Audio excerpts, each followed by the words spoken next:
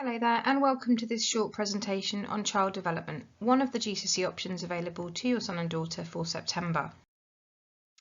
Child development introduces young people to the world of early years education, psychology, biology and health and social care. We look at a wealth of vocational and academic professional roles in society, and we focus on the pathways to them. In child development, we help students to gain knowledge, understanding and confidence in key topics, which will enable them to successfully pass the subject. But we also develop time management and organisational skills, looking to build confident learners who are able to self-manage.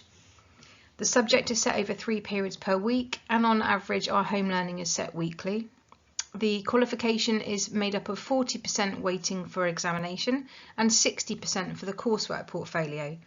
We use a high level of IT, and we're very lucky that we have a subject-specific classroom which is equipped with our own IT facilities so that we are all in one space at the same time. It also allows the students to upload their work to Office 365 and work remotely, and a lot of their home learning and their interim deadlines will depend on them working outside of class. It's a relatively new subject, 8 years here at St Peter's, so it's very popular and it continues to grow. We are incredibly proud of our results. As you can see here, 90% pass rate GCSE 9 to 5 for the past 4 years. And an average cohort size would be around 45 students, split across 2 classes. The qualification is assessed in 3 main sections. The coursework makes up units 1 and 2, and that's studied within 10 and at the beginning of year 11, and that's the 60%. And then the examination at the end of year 11 is worth the final 40%. The GCSE equivalencies for the Cambridge National, because we are a Cambridge National Level 2 qualification, our language that we use with the students is on the screen here. So a Level 2 distinction star would be the exact equivalency of a year of GCSE 8.5, a Level 2 distinction, the equivalent of a 7, and thereafter. The weighting of the subject and the performance related element of it is exactly the same as a GCSE, so it is well recognised with AS level providers, so colleges and sixth forms, as a GCSE weighting of 8.5 and 7, etc. The coursework units then each year are based on live set assignments, and these change with each academic year. So the examples I'm showing you here are the current year 10's set assignments for this year.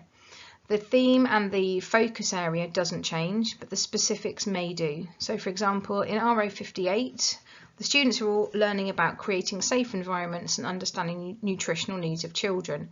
And this year they are focusing on researching equipment and making effective choices for an early years care setting. And their focus this year is on the 3 to 4 year age stage. Within that, then they have to design a nursery setting, focusing on safety, looking at accidents and effective risk assessments. They investigate nutritional needs of children, planning menus and considering dietary requirements, and then they go on to planning and producing a menu, a 2-course menu in this instance, for a nursery setting. That will involve some practical tasks, and the practical outcome is assessed with witness statements, and the students get to produce or cook their final menus for their portfolios, and they photograph the stages of completion for that. And witness statements are done by myself and any other members of staff within the subject, which will then contribute towards their final marks. In RO 59, the second unit of coursework, which we start at the end of year 10 and it goes into year 11, the children are focusing this time on the development of a child. So they're looking at the role of a health visitor and comparing a child to the developmental norms. They will then plan and evaluate play activities that they carry out with a child, and they'll be focusing on the key 4 areas: physical, intellectual, emotional and social needs of a child.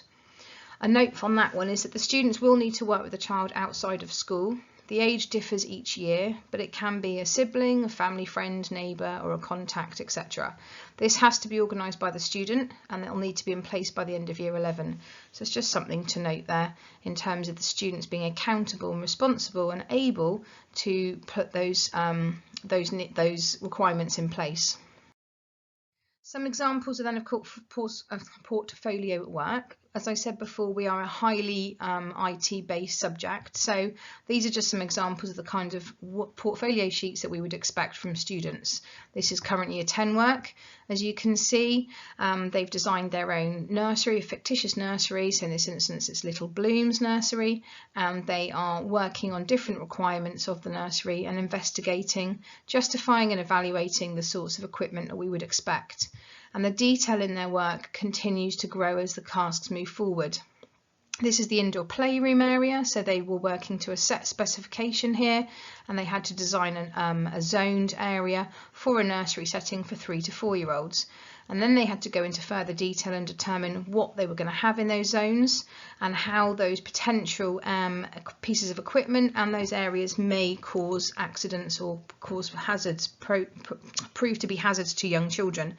So they will gain a wealth of knowledge and be able to then apply those into their final pieces. The exam unit then carries out, we carry that out at the end of year 11, and that's worth the final 40% of the qualification. It's one exam paper sat in full GCSE conditions, and these are the 4 targeted areas that we cover. Students will be taught all of these topic areas repeatedly. We will do an awful lot of knowledge retrieval. Progress tests continue to go sat throughout that time, and the students will have completed around about 3 to 4 mock exams by the time they sit their final paper at the end of year 11. Some examples of student work. So in between the coursework portfolio, we tend to do a wide range of learning styles. So we like to use lots of IT, as we've previously demonstrated. We use note-taking techniques such as the Cornell method, which you can see here, where we summarised key tasks and key topics onto one piece of paper. We like to use lots of knowledge retrieval and testing, so working through things like mind maps help students to break down that information into smaller chunks so that they can digest it and they can retain that knowledge for the examination. We like lots of graphical and representations and lots of physical activities, and an example there with our egg baby task, which helps students to really gather that information and be able to understand it and put it forward when they're in their final exams, understanding the needs of such a fragile person, which will have been in their care for some time. So some pathways on from child development then. It's an excellent foundation for many level 3 qualifications, and some of those job roles you can see there in those career sections are definitely areas that we already have students who are past students now working in. So we've had many students come back and visit us and share their expertise and their experiences with our current students, and we certainly have enjoyed having them and hearing how this subject helped them to make those links and further their career pathways. Some common misconceptions and frequently asked questions. So it's all about babies. It really is not. The range of topics is far greater. Our main focus is children, but these are all skills and knowledge bases that can be adapted on to many different areas within nutrition and care, educational processes, psychology, medical, first aid, etc. Boys don't do the subject. Yes, they do. We've had many boys. We currently have some in year 11, and they have led on to, this has led on to many different wide-ranging pathways. So a sports physiotherapist, pharmacist, paramedic, and a successful primary school teacher. We have to take a baby home. No, you don't, but you can if you wish to. We have 2 real care babies at the moment, and these are fully programmable simulators of a newborn baby. They require full care and they can be taken home overnight or weekends. They're a very eye-opening opportunity, and the students definitely learn to understand the pressures and the importance of prioritising someone else. And it isn't a GCSE. Oh, well, it most certainly is, and it's actually a very challenging one. There are a huge range of learning styles, and we have a high expectation of our learners. You will use lots of different systems within Harvard referencing, managing your time, working on all of the Office 365 platforms, and creating your portfolios. The responsibility and accountability is really quite vast. It's an OCR exam board subject. Its actual term is the Cambridge National Level 2, and it is exactly the same point weighting as the GCSEs. It's really well respected, and it creates a very solid and impressive foundation for subjects such as health and social care, sociology, psychology, etc. and it's very well recognised within our own St Peter's AS sixth form and going on to Brock and Bournemouth, etc. So in a nutshell, the kind of qualities we'd expect from a successful student in child development are just here on your side, on the side of your screen. We're looking for committed, enthusiastic, hardworking, independent pupils who are team players, mature, determined, responsible, creative and driven.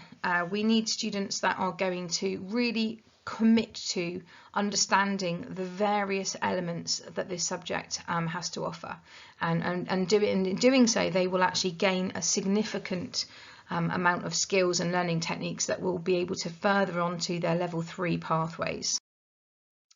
So if you have any queries or questions, please do get in contact. My name and my email address is there. There's also a few bits of feedback there from some of our current students. And I would definitely advocate to students to pop up to C5 in the child development room and meet up with me.